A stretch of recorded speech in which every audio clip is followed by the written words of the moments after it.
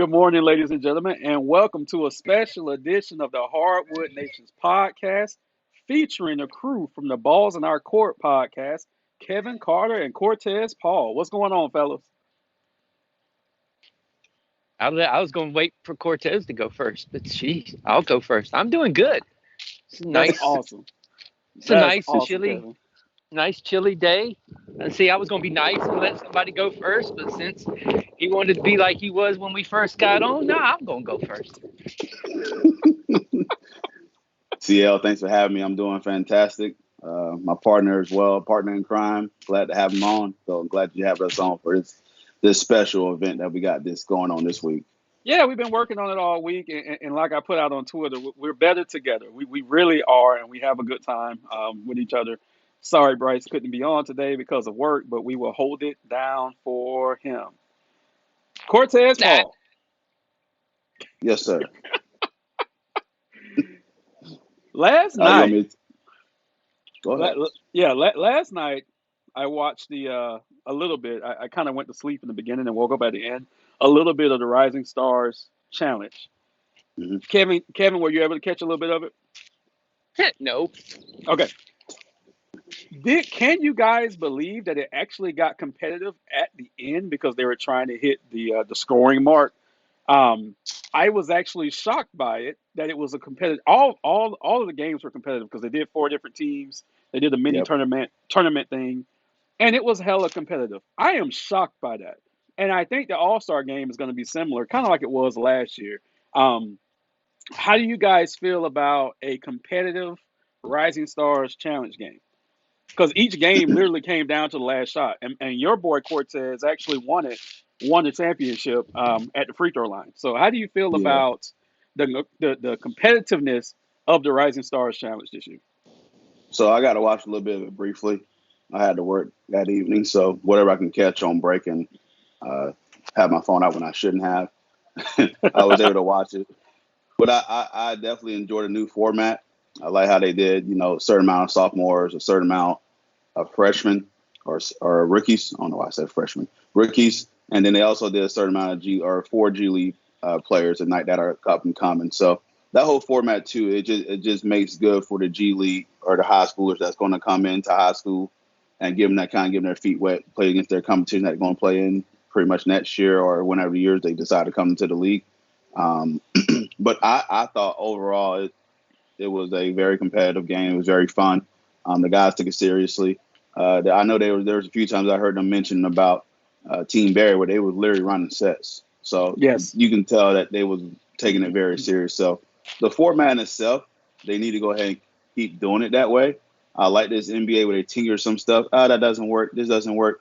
That last night worked. I'm definitely on board. They do that again next year. It was pretty awesome, and Kevin, I'll tell you this, it was so unique and so heartwarming watching John Barry coach up one of the G League players. He pulled them over to the sideline like two or three times during the game and just dropping all this information and nuggets on them. And I can appreciate that considering the NBA is celebrating their 75th anniversary. That was a pretty good look. All Look, right, I would Cortez. on. Look, my team don't have anybody you would consider a young star because they haven't had a draft pick in 40 years. So yeah, I didn't even watch it because nobody on that team's playing. Kevin, you'll appreciate this though. Precious almost won the MVP. I think if his team would have won it, he would have won the MVP because Precious was balling last night. He was playing Uh, very well. he Yes. was, and he looked so much calmer than he did when he played with Miami. But time does that. So Yeah, he Tom does that and playing with all them people that he was playing with in Miami and getting yelled at. that, that that'll make it where you get more comfortable too. right. All right, Cortez, go ahead and give us a rundown of tonight's festivities. All right. So today is the NBA All Star Saturday. This is one of my favorite days of the year. Thoroughly enjoy all the events that lead up to this. Right now, I'm watching NBA TV. It has the NBA All Star practice. So all the guys just kind of casually just playing around, meeting with the fans, meeting with the coaches. But what really starts is the at 8 o'clock p.m. when everything kicks off here. Um, so we got three events. The first event is the Taco Bell Skill Challenge. The second event is the Mountain Dew 3-point contest. And the third event is the AT&T Slam Dunk contest. So let's start with the Taco Bell Skill Challenge. And this is consistent of 3 teams. You have the Cavaliers, the Tenacuntos, and the Rooks. So on the Cavs, you got Jared Allen, Darius Garland, and Evan Mobley representing them. Tenacuntos, you got Alex, Giannis, Thanasis. And for the rookies, you have Scotty Barnes, Cade Cunningham, and Josh Giddey.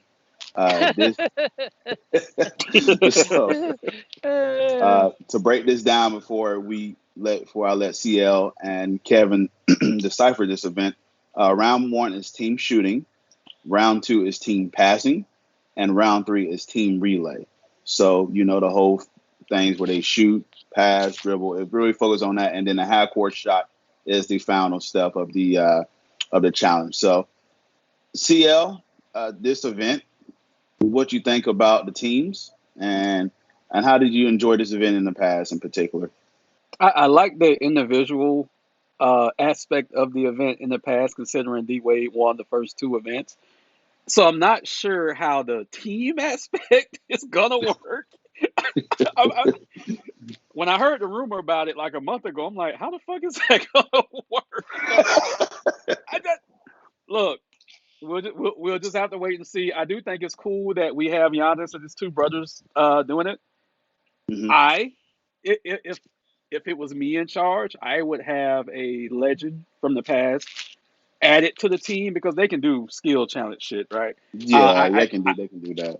Yeah, I would have added that to it. They used to have what they used to call that shit. They used to have that something similar where you had the current players and the old player doing the shooting. And thing. they had a WNBA player too.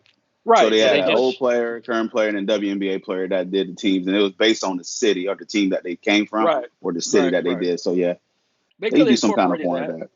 Yeah, they could have did that this year, but I'm gonna watch it. But as far as a winner, I like the kid from Australia that plays for the Thunder. He's very highly skilled. Absolutely. I think his team's gonna actually pull it off. Kev, your thoughts about this event? And they doing too much.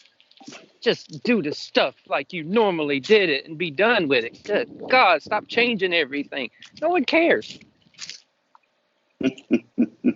Well, let me just say this. I add on that alone if I know CL's picked the rookies. If Scotty Barnes can make his layups, yeah, they have a chance. Bruh.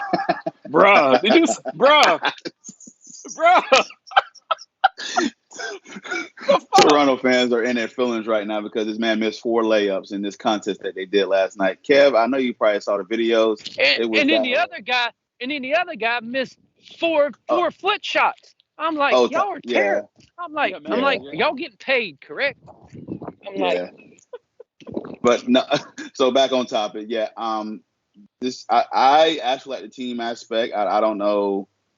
It's just random that they have Giannis and his brothers. I'm just trying to think they couldn't do so. I don't know. I guess because he's the MVP, but you look at, do we know the 2 other brothers based on basically because of Giannis? But no, to me, we don't know who the other 2. They could have had Mama Giannis come out. We would have never cared.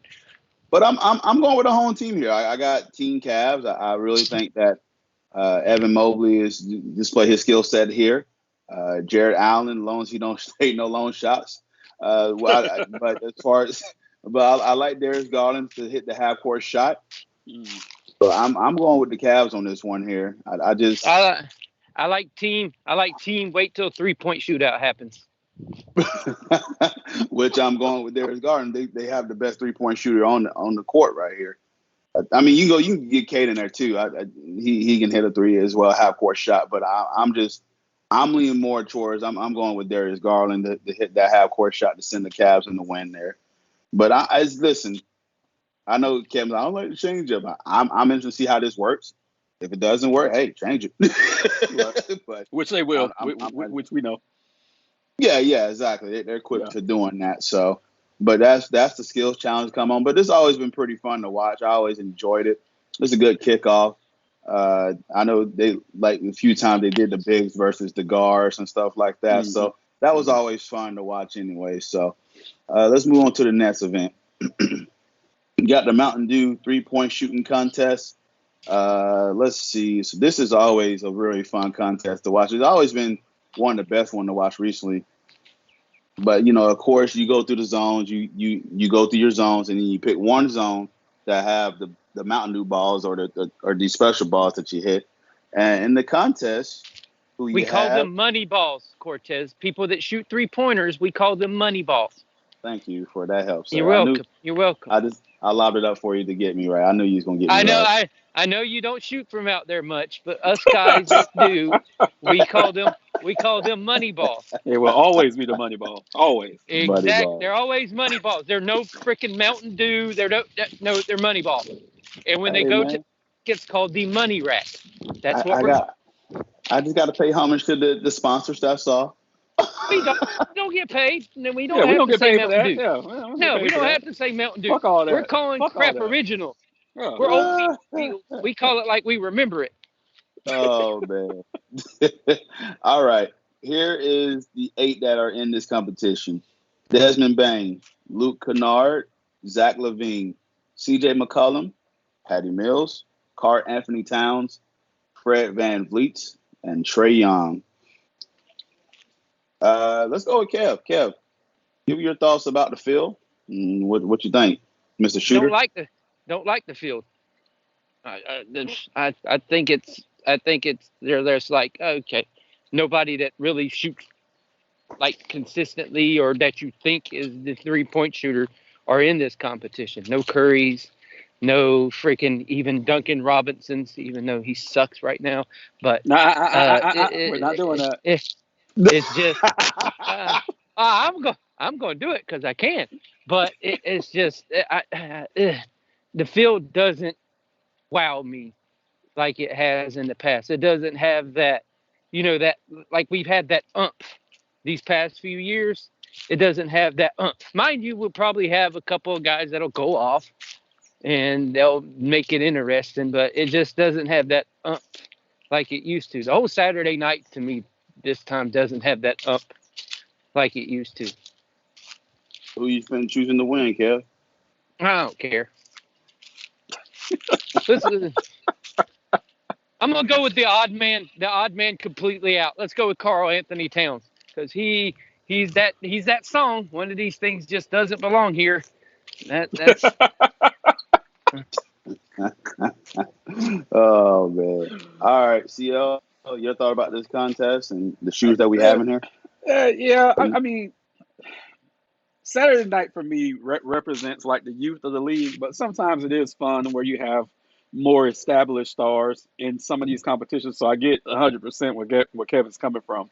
And I think, correct me if I'm wrong, didn't one year within the last 3 or 4 years they had like all champions come back? I think they had a lot of people who had won it before. They need to do. It was one of those years. Yeah. So they need to do something like that, like more often. But you would have thought with the 75th year this year, this would be the year that they bring back a lot of the guys that have won it and let them shoot it. But no, we got to get freaking Karl Anthony Towns and people nobody heard of. And, they shot 62%. Yes, because they took 7 3-pointers during the season. Right. So of course they shot 62%. And it's just it lacks that punch. I'm gonna go with another. Look, I'm gonna go with another dark horse pick. I'm gonna go with the first ever slam dunk contest winner and soon to be 3-point shootout winner, Zach Levine. That's what I'm going with. Got you. The first man to do both. I'm not finna sound like a David Dine over here because I actually like this field. I think it's fantastic. Luke Kennard's been killing it. Clippers or record has been stating that where they have a lot of injuries. He's been playing pretty well. Desmond Bain is a sniper. Like he's just been fun to watch killing it with the Grizzlies. C.J. McCollum's coming back. Patty Mills been eating. Trae Young, come on. I mean, I know his team's been having an off year, but this guy can still shoot the ball. Fred VanVleet is just a microwave ready to go. I'm excited for this new field. I'm excited for new blood. I'm going to be watching who I think is going to be between these two. I think it's going to be between Desmond Bain and I think it's going to be between Trae Young, between those two. And I think Desmond Bain comes out and he's going to light it up. He is going to kill the field. I'm putting money on Desmond Bain to win this contest. You know, the funny thing about Desmond Bain is I've watched a lot of the Grizzlies this year. With his little T-Rex arms, it still baffles me that he's able to get the ball off. It baffles me. Which is crazy. He is a sniper for not having that long of a wingspan, but he can shoot the ball, man. Because you can't. He's so like compactly built. You're not shooting over the top of people. Like I don't. For example, the guy Kevin hates with a passion, Duncan Robinson, is long. He can still shoot over the top of people. Desmond Bain's nowhere near that long. He looks like a little football player out there, but he's able to get these shots off. It's amazing. Because he bumps them out of the way. It is amazing. It is absolutely amazing. Make space. Make space, baby. There it is. All right. And then, as usual, the AT&T Slam Dunk Contest. This is always concludes All-Star Saturday. I'm pretty sure we have some bad concert beforehand before they do this. I don't know who's performing. Probably just bring out Flow Rider. I just need black folks to take a knee. I need somebody black to take a knee. That's all. I don't give a fuck who it is. I don't care. Look here. NBA, you're not going to outdo the NFL halftime show, so don't try. No, there won't. But don't try. You were in Cleveland. You want to know what to really do? Surprise the hell out of everybody and have a white folk do something. That would surprise the hell out of everybody. Well, hey, wait a minute. Isn't Machine Gun Kelly from Cleveland? God, no. Yes, but don't make us. Last night. We just said we don't want to suffer. That's suffering. Dude, really quick. The only way it wouldn't be suffering is if he has fiance. Is have his fiance come out there with a really short skirt and bend over. That'd be the only way that it wouldn't be suffering. Look, before we move on, really quick. He had to come out Bumblebee too. Then it would be even better. Yeah. Look, I was watching the celebrity game last night. They were doing the introductions, and this weird looking white dude came out that looked like a rapper, and they said his name is Jack Harlow. I'm like, who the fuck is this kid? So I text Bryce. I say, so this is the real reason why you hate Tyler Hero? I was like, what the fuck is going on here? I was confused. I was completely and utterly confused last night. Like, where did speaking of that game real quick, Miles Garrett dunking on everyone. Yeah. Good Lord. Yeah. He rattled it. Yeah. He's not Lord. Fair, man. He did the windmill dunk that didn't count. That was impressive. So. Good Lord. See, what we're doing is doing that event music show like we're doing for the All-Star Weekend for the setup here to go and set up to the dunk contest. That's all right. All right, so AT&T Slam Dunk Contest. We got the repeating, or no. Yeah, I'm trying. Did Obi Toppin? Yeah, Obi Toppin won last year, right? I don't remember. No, he did not. No, he didn't. No, Simons won it. Simons. Yes, Anthony Simons won. Okay. Yeah, Simons. Yes. Obi Toppin's back in the field. Okay, so Obi Toppin's back in there. Obi Toppin from the New York Knicks, Juan Toscano Anderson from the Warriors, Cole Anthony from the Magic, and Jalen Green from the Houston Rockets. Guys, this is self-explanatory. If you watch the NBA All-Star Weekend, you know, the Slam Dunk Contest, they got a panel of judges, and whoever accumulates the highest scores between the final two goes off head-to-head against each other, and then they declare a Slam Dunk champion. So, CL, the field is unique, different.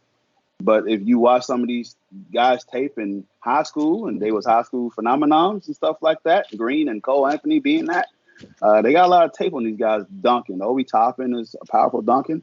Anderson had the dunk of the year on JaVale McGee, which McGee actually signed his jersey and congratulate him, which was props. You know, you get posted, he shake the man's hand and say, good job. Not no ill will about it. You got dunked on. Cool. Right. But this is a solid field. You know, I don't. It's always you always just hope with the dunk contest. Kev, so start off. What do you think about dunk contest and the participants? Make the goddamn dunks. Stop trying to do stupid ass shit and just make the damn dunks. just what pisses me off about the dunk contest is you give these guys 86 tries to try to dunk, and they miss all 86 of them. And then when they do the one, everybody freaks out. No one cares if you'd already missed Right. it 86 Right. times. Like the dunk contest has, since what we had the two with Aaron Gordon that were fun, and then really I haven't had no fun since then. And the only reason those were fun is because he lost. So no, it's just You had to go there. become. Hey, D Wade's the GOAT. That's all I'm gonna say. D Wade's the GOAT. That's it. That's it. I love it. I love it. Hopefully he's judging this year as well, because there's a Magic guy in it this year. So Don't ruin it for but me, no, Kevin. it's just, my excitement level for All-Star Saturday night has plummeted throughout the years, just because things have gotten away from what they normally were and away from when things were good, because you give these guys 19 tries at one dunk and everybody freaks out when they finally make it. Well, hell, you give me 19 3-pointers and I guarantee I'll make one of them sooner or later, and then you can freak out because I made one. But I'm like, come on, man, just make the dunks. If they make the dunks on one or two tries, then I'll get excited during it. But right now, I'm not excited. But I want Cole Anthony to win, because it's been a while. It hasn't been a while for things with Magic to win a championship in it, because they did celebrate that Lakeland Magic championship. But The I what? want The them who? the Lakeland Magic. Who? The Lakeland Magic. We were there for it. Lakeland. It was Lake? it was exciting Oh. when the Lakeland Magic won the freaking championship for whatever league they call it now. You mean the team that didn't hire me to be their GM after I applied for it? Fuck them. Hold on. You applied to I be the sure as hell GM did. I sure as of hell the did. Lakeland Oh, I was going to Magic. tear them down from the inside. Oh, Cortez, I was going to tear them down from the inside. That's why they saw all your shit. They were like, this guy's got my heat ring sitting on his counter. We're not going to let him be there. I was going to be the Oh, Trojan horse up in that bitch. Ooh. oh my God. Wow. Wow. You guys are something else. CL, your thoughts on the dunk contest? This is what I'm going to say. I got two cousins in the league. Little cuz LaMelo Ball, little cuz Cole Anthony. That's who I'm going with. Got you. But I do like Jalen Green. I do like Jalen Green. Yeah. I think there's going to, I know Kevin may sound like a Debbie Downer on the Saturday night event. Once again, like I said, it's Cole Anthony's got a solid dunk mixtape that he had in high school. Jalen Green has a solid dunk mixtape that he had since high school. So they actually got some bounce, man. Those are the two guys I think they're going to be in the finals. Don't miss. Listen, I'm with you, man. Don't miss. But I'm sitting here and watching what Cole Anthony do at 5'11". I know they say he's 6'3". That dude's not 6'3". He's not. He's not at all. He's my height. He's my height. And for him to do that, like, it's bizarre. I sit there and watch some of the games that he had, even the dunk he had against Utah, where he fully extended back and just cocked it back. I'm sitting here like, that is not normal for a 5'11" guy to do that. Jalen Green, 5'11". Well, how tall is he, Kev?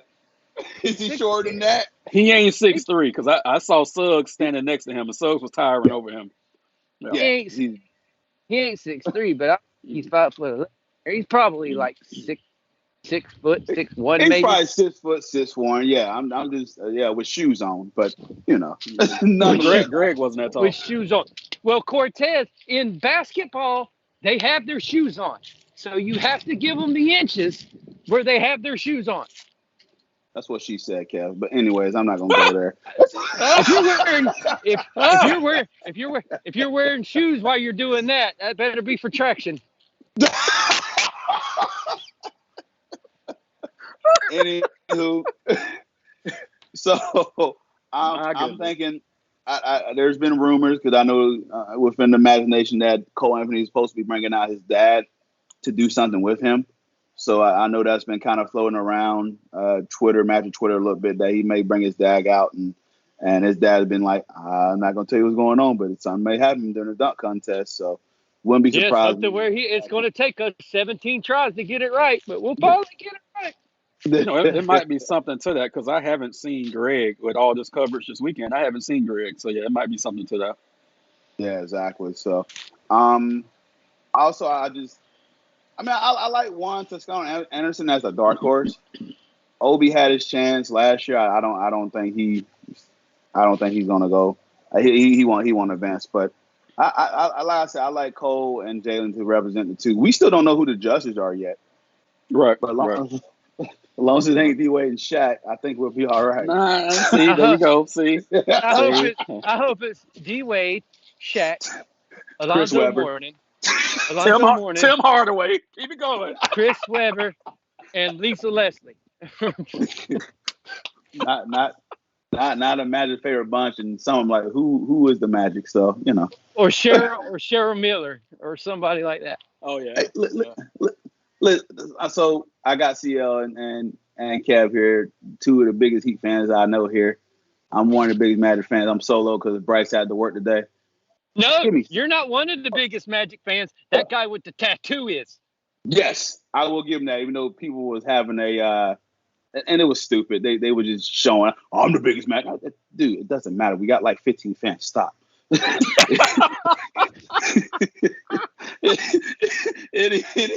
Look here, y'all should all win a prize for being a fan. I go to the tickets. I go to the games all the time. So I want free tickets too. No, I don't care. I pay. I'm a fan. I love my team. Anyway, as I'm pleading to my Heat fans that are on this podcast right now, listen, my team is last in the league in the NBA standings. Give me this.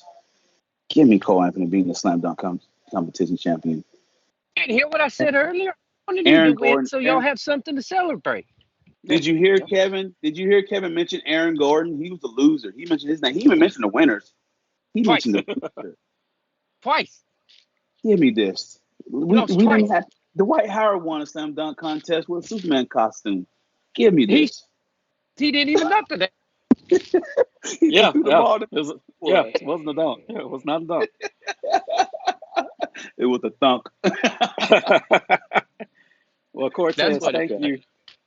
Okay, yes, sir. Anytime. I'll let you take over from here, Theo. That was a great breakdown, actually. So thank you. I know Saturday night is your highlight, so thank you for adding that enthusiasm and excitement to it. Definitely. So now you leave it to me to bring the to it. Well, no, Cortez is going to get the press now, but I promise I'll be on my best behavior. Like he so eloquently mentioned, he is an Orlando Magic fan, and we're a little ways past the midpoint, but I just want to give him the stage and ask him a couple of questions. Roman Reigns win. Yeah. Is this what you thought you'd see from the Magic at this point in the season? So, for the talk that we had with Magic fans at the beginning of the season, there was a few overzealous Magic fans who thought that we had a shot to play in and thought that this was going to be after we done traded, a two-time All-Star, and we traded two core pieces that were decent players, and tried this whole rehaul here and think that we was instantly going to be a playoff or in the playoffs or in the play-in, but yet Isaac has yet to play. Markelle Fultz has yet to play. We had Mykar Williams and H1 Moore, who we just waived. They didn't play at all. I believe this was strategic tanking that they're doing. So when people ask me about my team's record and where I'm at and I'm not really getting irritated because this is the way they want it to be. They orchestrated this way to be this way.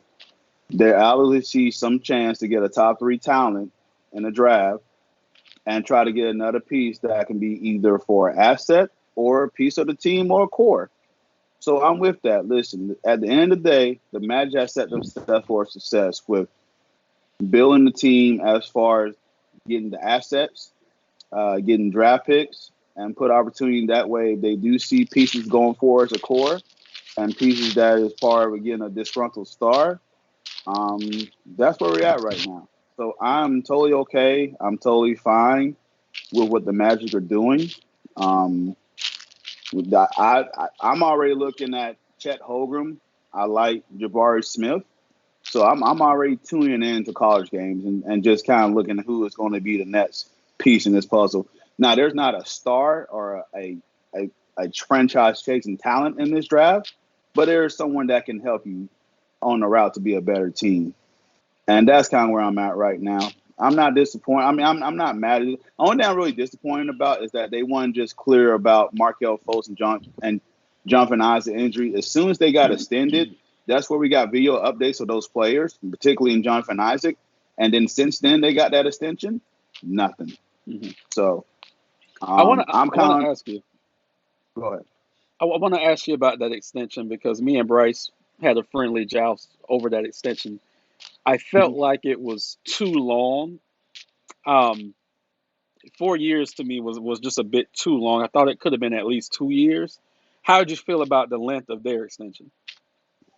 The length is fine. I'm with Bryce on that. Listen. They have changed a dumpster fire roster that had salary cap with Timothy Mozgov. We were still paying Timothy Mozgov. We traded Bismack Biyombo contract. We built up Nick Vucevic value to get Wendell Carter Jr., and got him on a very cheap contract. Franz Wagner, who y'all saw my video at the NBA draft, who I was not on board. I've been eating crow. I'm still eating crow, and I'm leaving that video pinned on my Twitter. Just remind me you are just a fan, so stay in your lane. Um, I'm Tia. I'm okay with the extension. I know there's this pressure like to win right away, but if the management and if listen, Alex Martinez for the most part has been staying out the way of this particular management, and I'm okay with it. I don't know when the press. I guess you see Cleveland make this jump. You see Memphis make this jump with young talent. And so I guess you asked by year two, I get where you're coming from. By year two, does the pressure start to build on them? And that's a fair point to kind of point out. Kevin, The bad part for the Magic is the guys they wanted to rely on the most aren't available to play. That's their bad part. They put in the effort to go and get Fultz and me, Cortez, and Anthony have been in the Orlando arena more than Fultz has.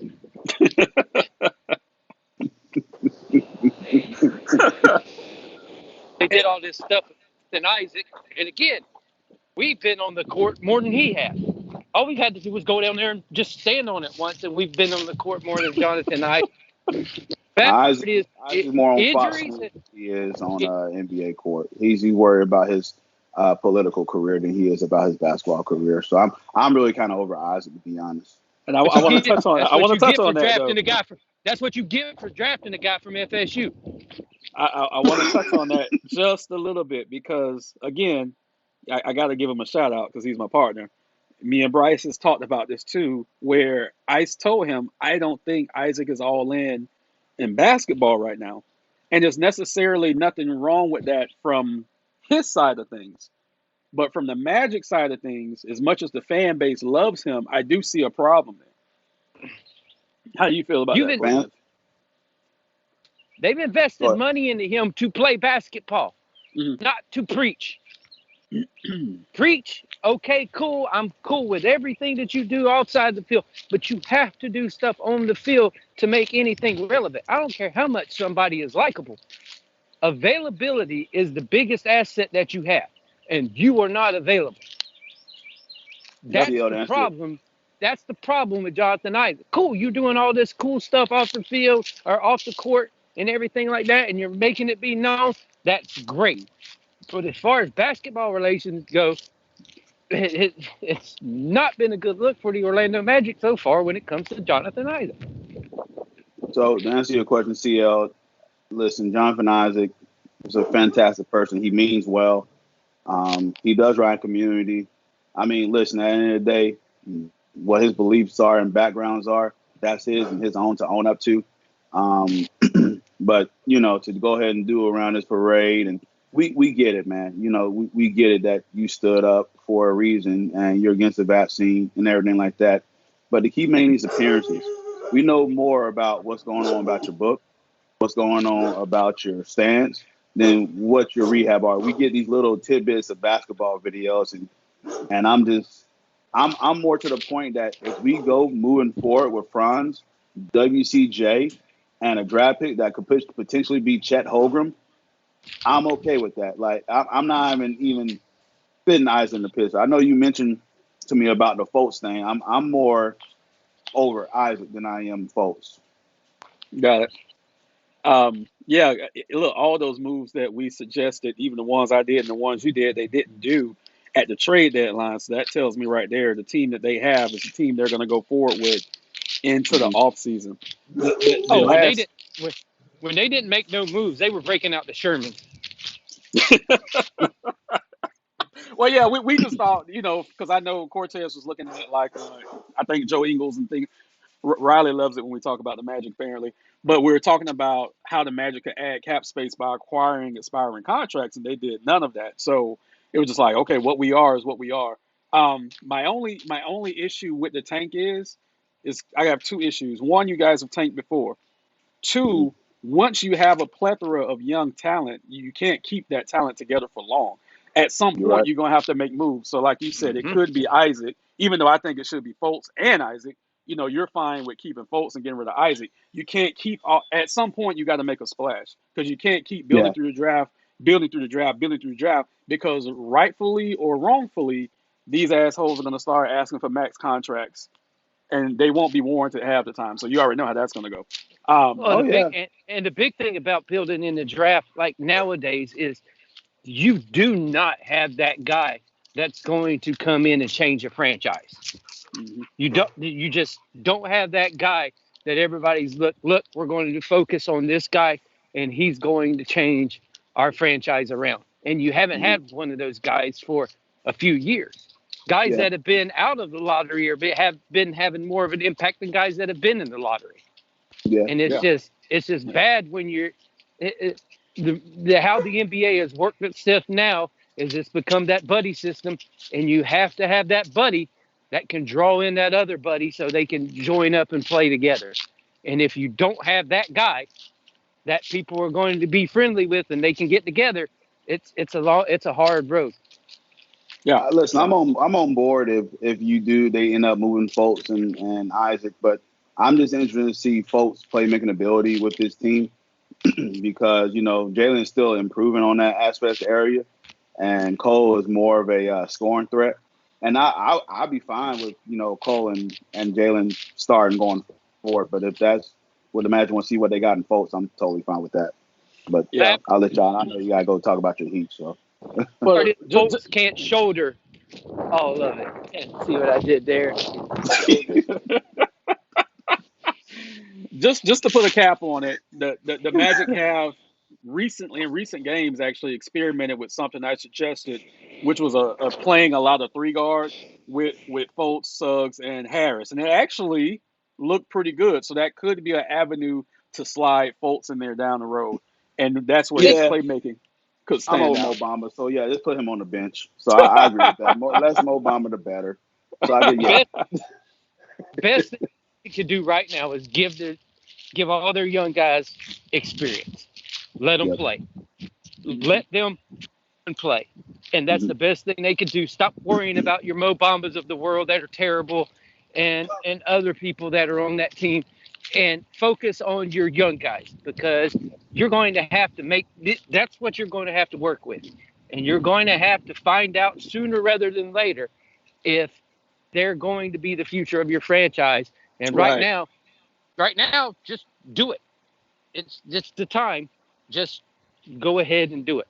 Cut your Mhm. losses with the crap that you have, and use the young talent that we got because they have a few young good players, hmm but without experience, you're never going to find out if they're going to be legit or not. yep. Absolutely. All right, Kev, I'm gonna give you the stage now. I've been busy this year, so we haven't had time to squeeze in a Heat Lifers podcast, but we're going to do it right now for this segment. If I would have told you at the beginning of the season that the Miami Heat would be the number one team in the Eastern Conference at this point, How would you feel about that? I'd have fainted, especially if you're going to tell me they did it the way that they have done it. Right. The most it's not surprising that they're number one. What's surprising is the way that it has happened and the way that they have got to be a number one.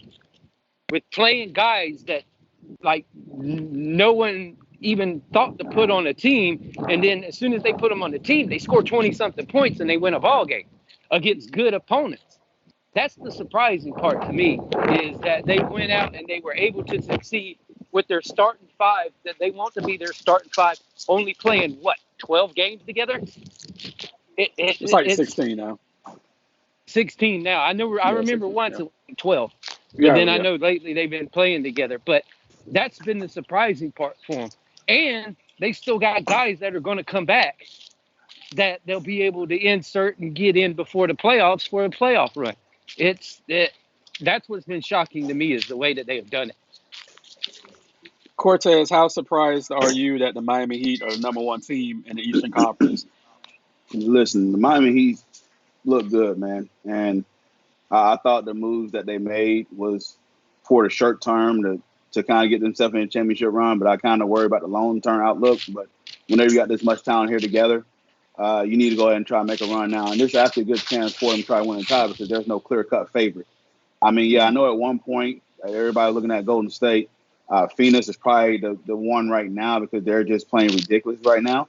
But even they are beatable, and y'all got the size to match up with Phoenix. So it'll be a good, NBA Finals if that was having to be the matchup.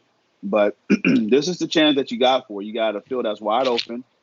You took the chances. You got good scoring. You got veteran leadership, and y'all always been playing defense pretty well. So it doesn't surprise me that y'all put yourself in a position to be successful. But as Kevin mentioned, because of the whole COVID and stuff and the injuries that y'all dealt with, to still be in the top team in the East, it bodes well for your guys' teams. I'm very impressed with what the Heat has done.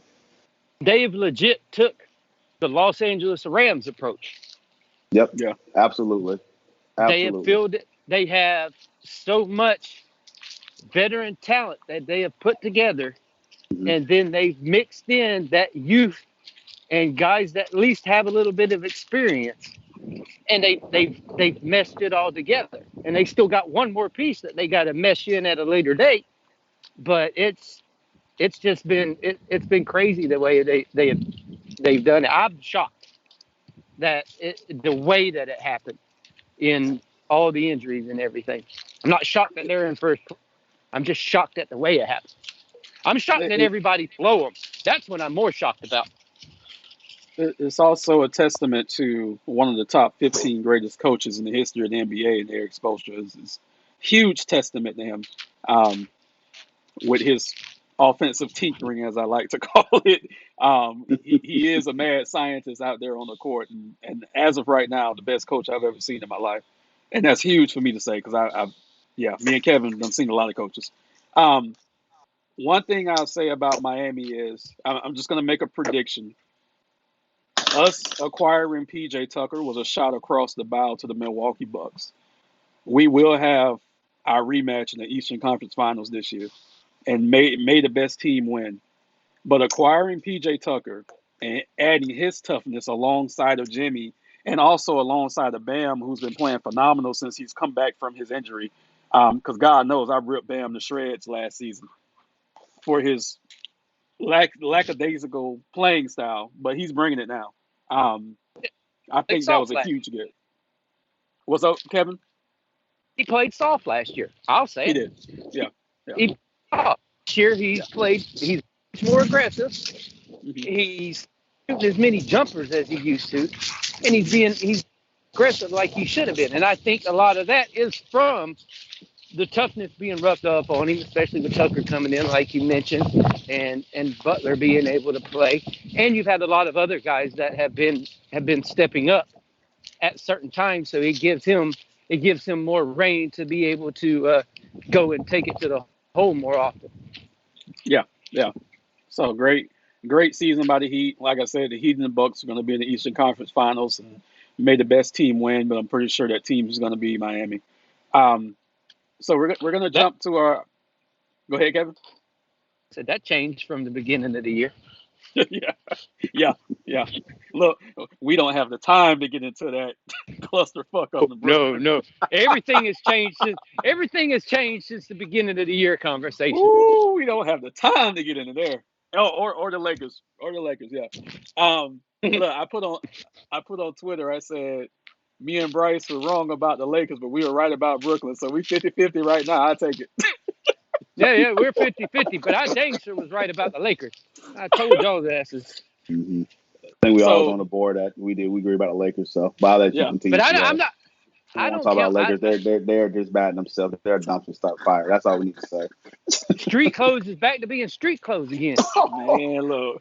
Get man, well look, soon, Anthony Davis. By the way, I know we make jokes, but get well soon, sir. he Anthony is Day.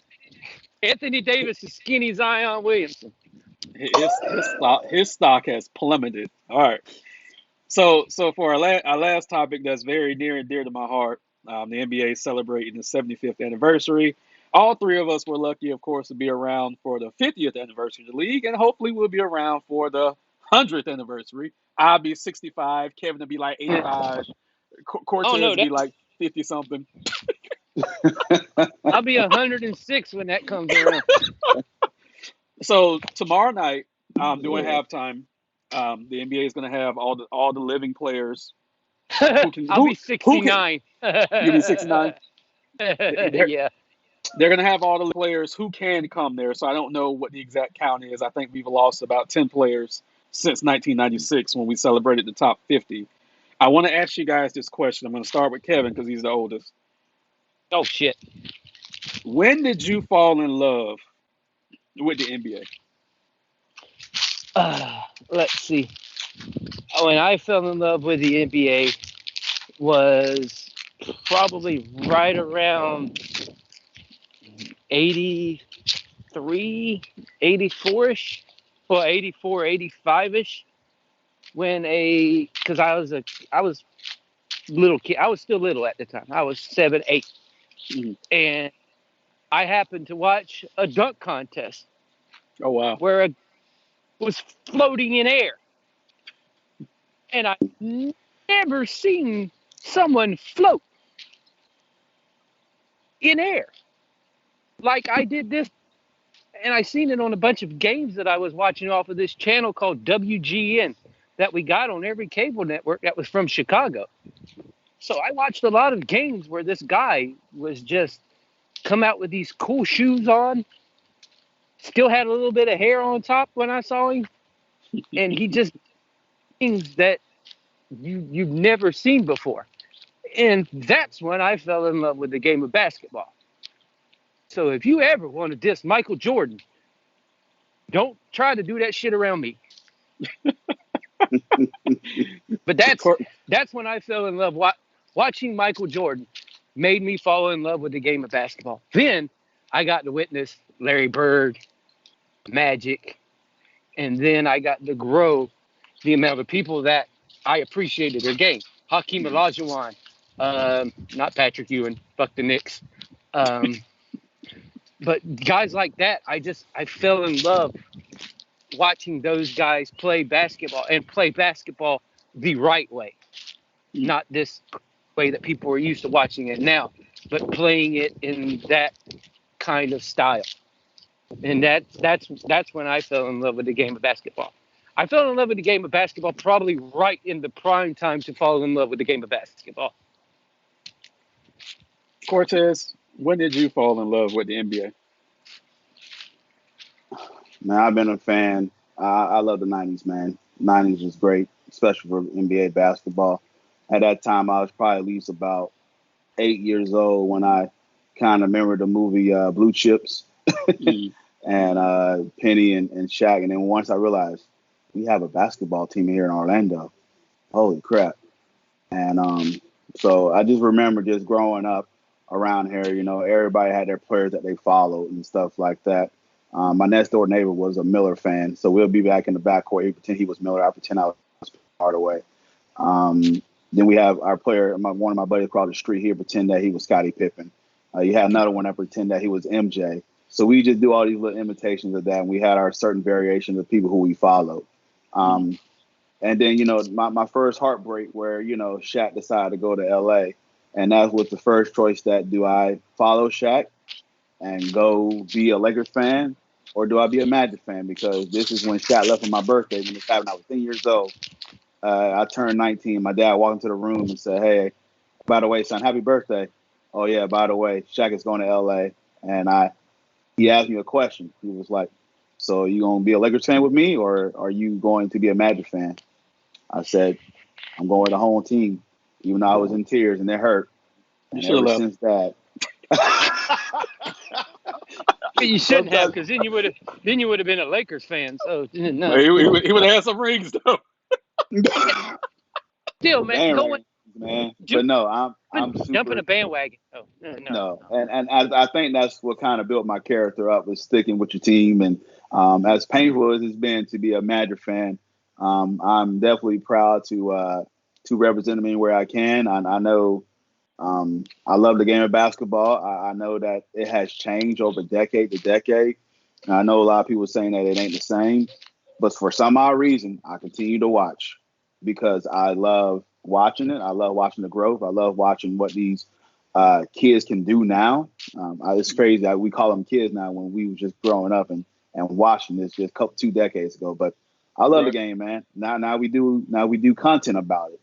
That's how much me, you, and Kev love sports, and basketball is a staple of that. So I'm glad to see that NBA is at 75 years, and for it to be thriving and prospering another 25, 50 more years. And look, Cortez, I'm a Jaguar fan, so I feel your pain when it comes to just terribleness and not being able to switch. I feel your pain. I feel I, it deep down in the cockles. I fell I in feel. love. I fell in love with. Hey, Charlotte Flair, how you doing? I fell in love with basketball twice. Um, First with my dad. He was a Sixers fan. Watching a chubby kid named Charles Barkley while he was watching Dr. J and Moses Malone. I'm looking at this little chubby kid over here when I'm a youngster. Okay. Then I let the game go because when Dr. J retired, my dad retired too. He stopped watching basketball. To this day, he has not sat down and watched a full basketball game since Dr. J retired. Real shit. Wow. Jesus. So one day in 1993, good time for the NBA. I'm flipping through the channels. Shit, we didn't have cable back then. We only had three channels. I was up late and I saw the NBA Finals. And I believe it was like game one or two. And I saw that chubby kid again, and he was on a different team. And I'm speaking of Sir Charles Barkley, and on the other side of him was Michael Jordan, who all my friends liked. And I'm not a follower, so I'm like, fuck Michael. I'm not gonna rock with Michael. I'm gonna go Mhm. with this guy that I remember seeing when I was a kid. It took Michael Jordan to average 45 points a game to defeat that Phoenix Suns team in the summer of 1993. Think about that. Barkley Mhm. averaged 35. Michael averaged 45. At that time, it was the highest rated finals ever. I think LeBron beat it with one of these other finals. But for a long Yeah. No one time, that cares. was that was the highest rated NBA finals. That was my reintroduction to basketball, and I fell in love with the game all over again, and that same player that I saw when I was a kid. You know, Um, you know what, and you know what's funny when you talk about those finals. We said my MJ averages 45, mhm. Chuck averages 35, and the final score was in the 90s. Yes, yes, These guys were yes, scoring, yes. scoring almost half of their team's points, Right. but yet we get told that that guys are better than these guys and blah blah blah now because they're jacking up more three pointers and all this crap. This is what I try to tell people, dude. You didn't watch the game of basketball back when we were watching it. Mike wasn't shooting three pointers. Charles Right. wasn't shooting three pointers.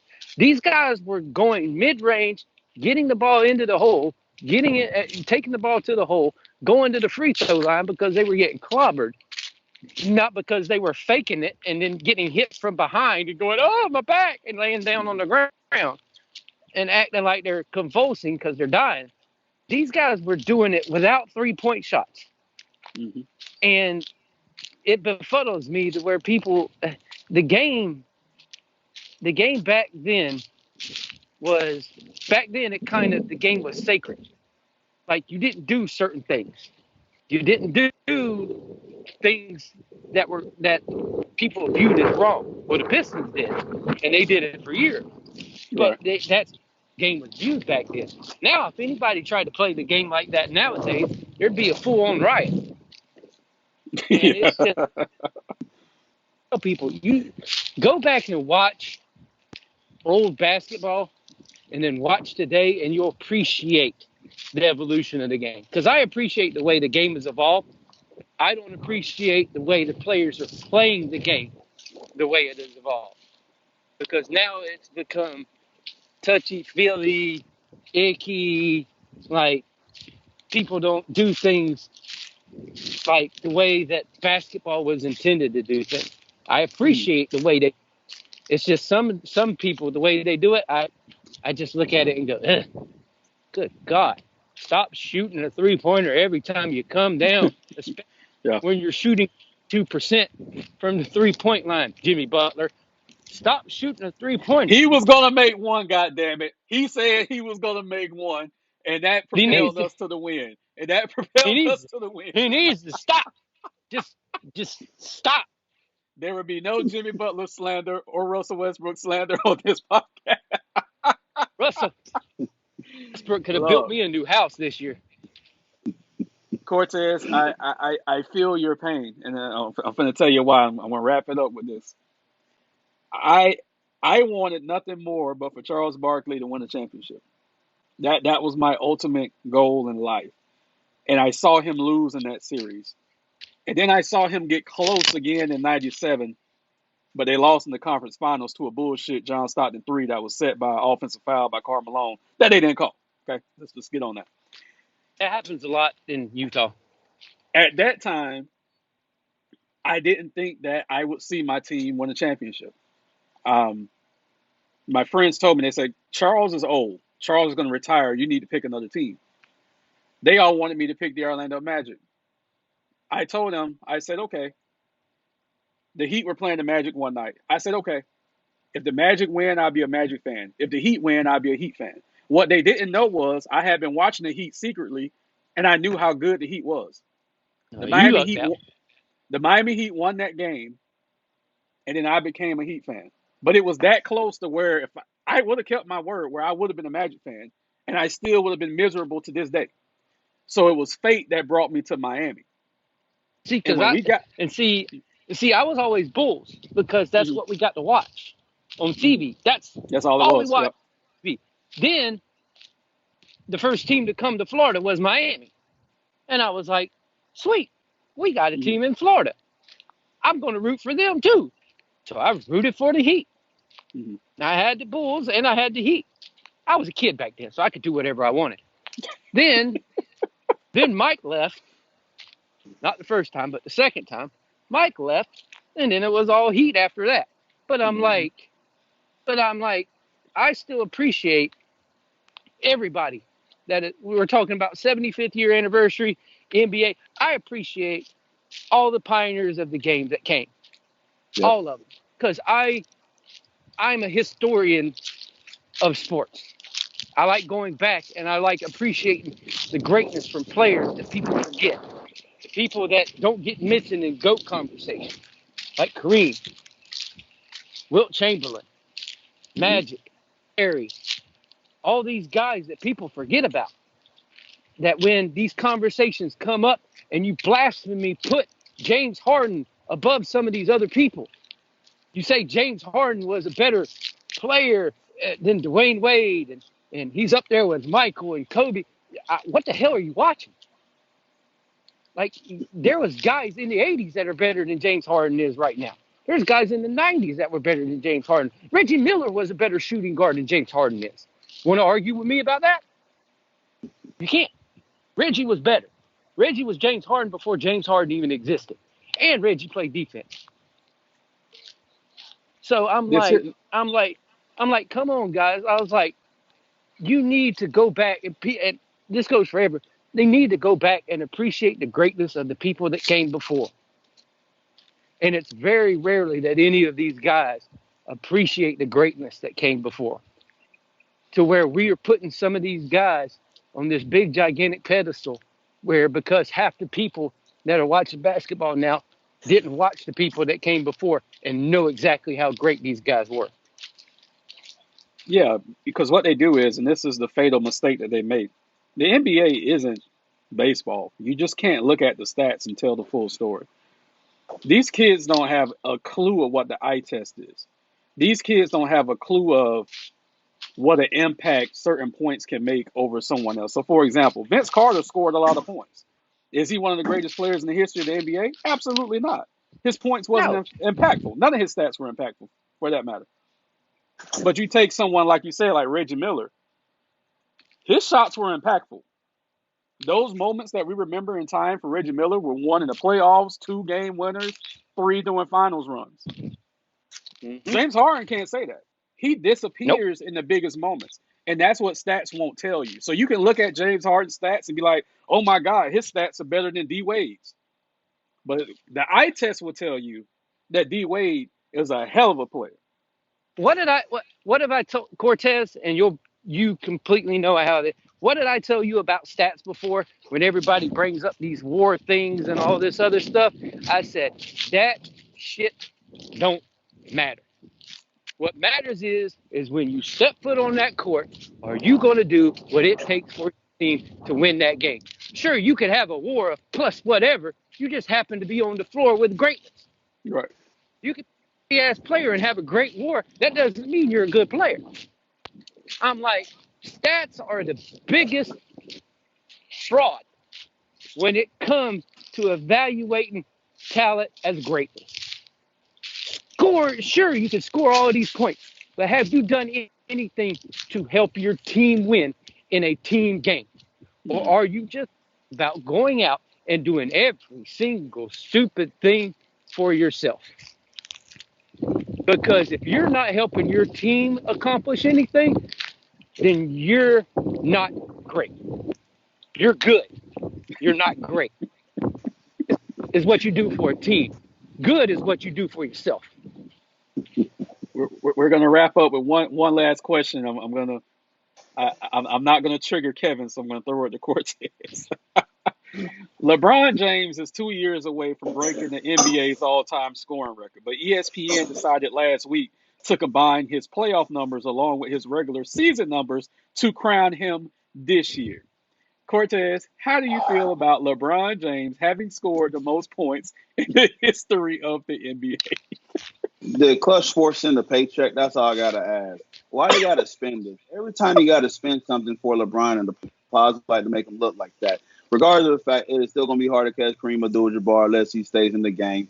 LeBron body's catching up to him. He's got a lot of mileage in basketball years, playoff years, minutes, all that stuff. But any way to create a positive spin in LeBron to do it, they have to do it. Listen, is it impressive that he done it? Absolutely. I'm not discrediting LeBron for doing that.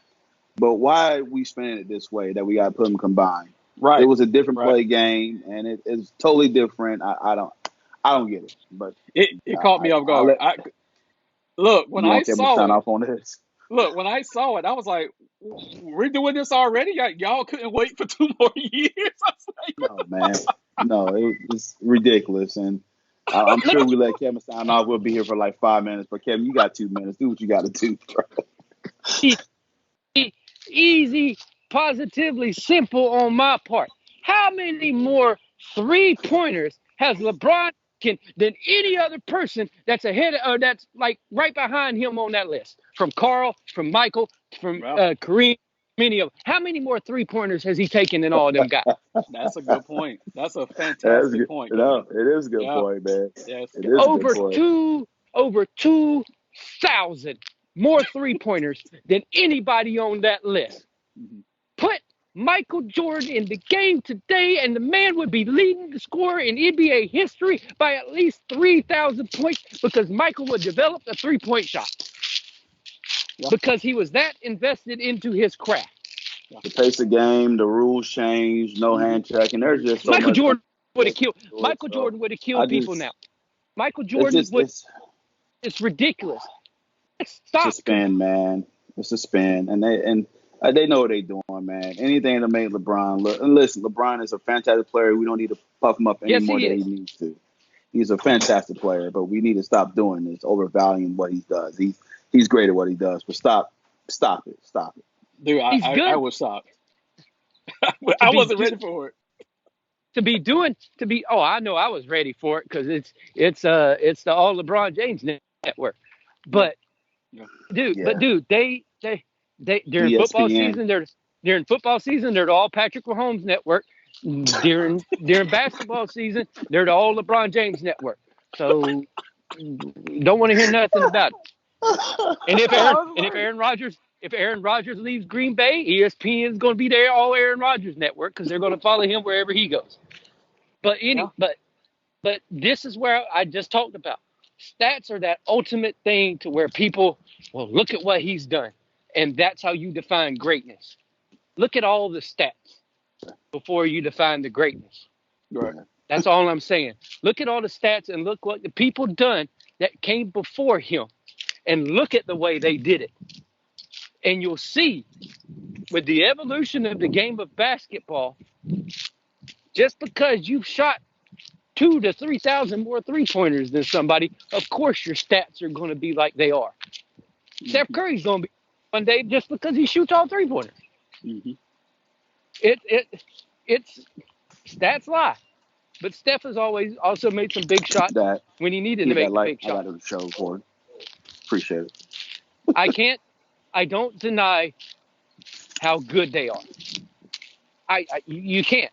LeBron is great because he's took his teams to that promised land, mind you, with a lot of help, but he's took Yeah, teams to that point. So you can't deny the greatness. But there's still people that were greater than him because of what they did with everybody else around them and took them to that next level too. Mm-hmm. So we're going to wrap it up. This special edition of the Hardwood Nations podcast featuring the Balls in Our Court crew. Kevin, Oh, go ahead and and Cortez, happy, what is it now? oh 9 year yeah, anniversary? 8 years. oh Eight wow. years. Yeah, 8 years. This is it's quite the journey, man. We've Oh been yeah. doing this since 2014. So I just remember All Star Weekend when we kicked it off. So Was it really? then yep, and then you came on episode Shit. 2, episode Okay. 2 or 3. It was one of those, but it's been Okay. quite the journey, man. Yeah, I didn't know that was our anniversary. So yeah, congrats to that. And Thank you. hope you guys have many more. Kevin, go ahead and let the people know where they can find you at. If you want to find me places, you can find me at Kevin C 2415 on Twitter and Facebook. Just type it in. You'll figure it out. Cortez. You can find me on Twitter at in the minor CP. We also got on Instagram at Balls Not Court Podcast there as well.